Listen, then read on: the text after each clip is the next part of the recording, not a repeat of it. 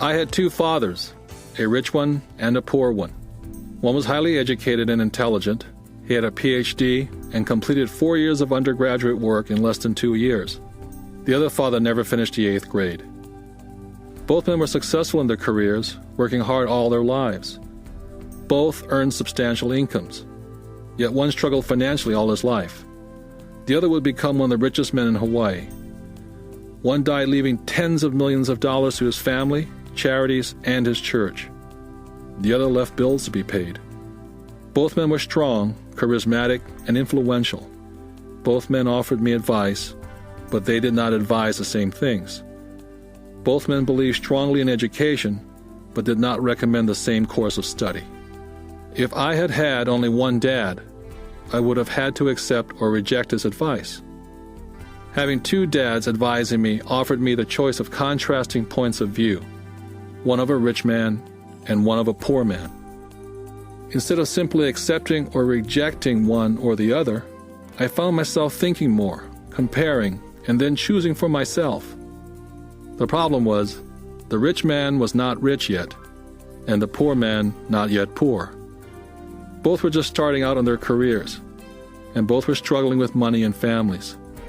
But they had very different points of view about the subject of money. For example, one dad would say, "The love of money is the root of all evil." The other, "The lack of money is the root of all evil." As a young boy, having two strong fathers, both influencing me, was difficult. I wanted to be a good son and listen, but the two fathers did not say the same things. The contrast in their points of view, particularly where money was concerned, was so extreme that I grew curious and intrigued. I began to start thinking for long periods of time about what each was saying. Much of my private time was spent reflecting, asking myself questions such as, "Why does he say that?" And then asking the same question of the other dad's statement. It would have been much easier to simply say, "Yeah, he's right, I agree with that," or to simply reject the point of view by saying, "The old man doesn't know what he's talking about." Instead, having two dads whom I loved forced me to think and ultimately choose a way of thinking for myself. As a process, choosing to think for myself turned out to be much more valuable in the long run, rather than simply accepting or rejecting a single point of view. One of the reasons the rich get richer, the poor get poorer, and the middle class struggles in debt is because the subject of money is taught at home, not in school. Most of us learn about money from our parents.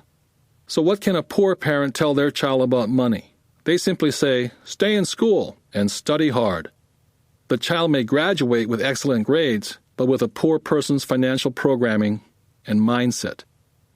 It was learned while the child was young. Money is not taught in schools. Schools focus on scholastic and professional skills, but not financial skills. This explains how smart bankers, doctors, and accountants who earned excellent grades in school may still struggle financially all their lives. Our staggering national debt is due in large part to highly educated politicians and government officials making financial decisions with little or no training on the subject of money. I often look ahead to the new millennium and wonder what will happen when we have millions of people who will need financial and medical assistance. They will be dependent upon their families or the government for financial support. What will happen when Medicare and Social Security run out of money? How will a nation survive if teaching children about money continues to be left to parents, most of whom will be, or already are, poor? Because I had two influential fathers, I learned from both of them. I had to think about each dad's advice, and in doing so, I gained valuable insight into the power and effect of one's thoughts on one's life. For example, one dad had a habit of saying, "I can't afford it." The other dad forbade those words to be used. He insisted I say, "How can I afford it?" One is a statement, and the other is a question. One lets you off the hook, and the other forces you to think. My soon-to-be-rich dad would explain that by automatically saying the words, "I can't afford it," your brain stops working. By asking the question, "How can I afford it?" your brain is put to work. He did not mean buy everything you wanted. He was fanatical about exercising your mind. the most powerful computer in the world. My brain gets stronger every day because I exercise it. The stronger it gets, the more money I can make. He believed that automatically saying, "I can't afford it," was a sign of mental laziness. Although both dads worked hard, I noticed that one dad had a habit of putting his brain to sleep when it came to money matters, and the other had a habit of exercising his brain. The long-term result was that one dad grew stronger financially and the other grew weaker. It is not much different from a person who goes to the gym to exercise on a regular basis versus someone who sits on the couch watching television. Proper physical exercise increases your chances for health, and proper mental exercise increases your chances for wealth. Laziness decreases both health and wealth. My two dads had opposing attitudes in thought. One dad thought that the rich should pay more in taxes and take care of those less fortunate. The other said, taxes punish those who produce and reward those who don't produce. One dad recommended, study hard so you can find a good company to work for. The other recommended, study hard so you can find a good company to buy. One dad said, the reason I'm not rich is because I have you kids. The other said, the reason I must be rich is because I have you kids.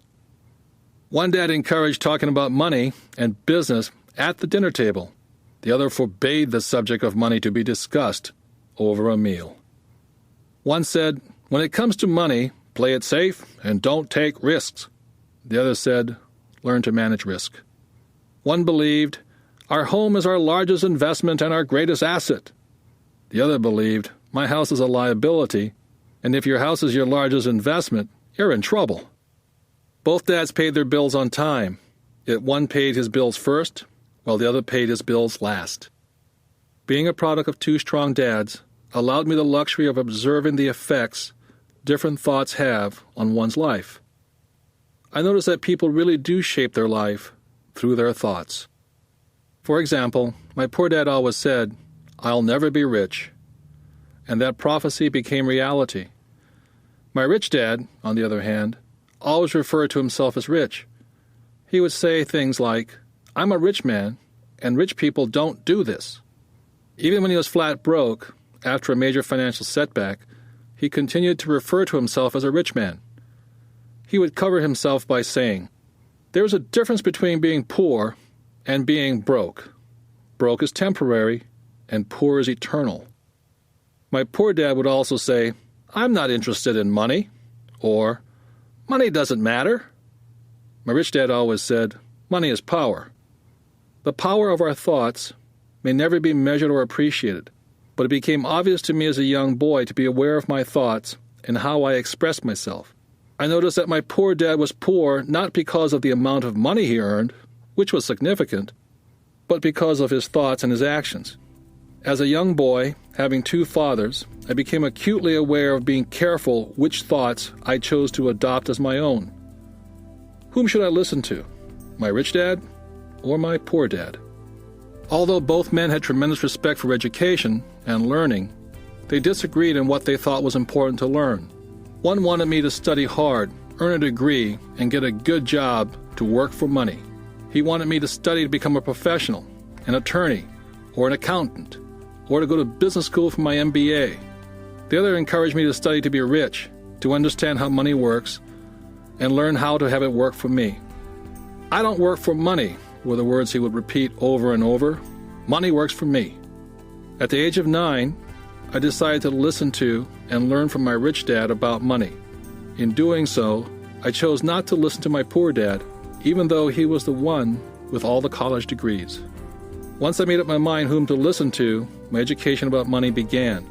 My rich dad taught me over a period of 30 years, until I was age 39. He stopped once he realized that I knew and fully understood what he had been trying to drum into my often thick skull. Money is one form of power, but what is more powerful is financial education. Money comes and goes, but if you have the education about how money works, you gain power over it and can begin building wealth. The reason positive thinking alone does not work is because most people went to school and never learned how money works, so they spend their lives working for money. Because I was only 9 years old when I started, the lessons my rich dad taught me were simple. And when it was all said and done, there are only 6 main lessons repeated over 30 years. This book is about those 6 lessons, put as simply as possible as my rich dad put forth those lessons to me. The lessons are not meant to be answers, but guideposts. Guideposts that will assist you and your children to grow wealthier, no matter what happens in a world of increasing change and uncertainty.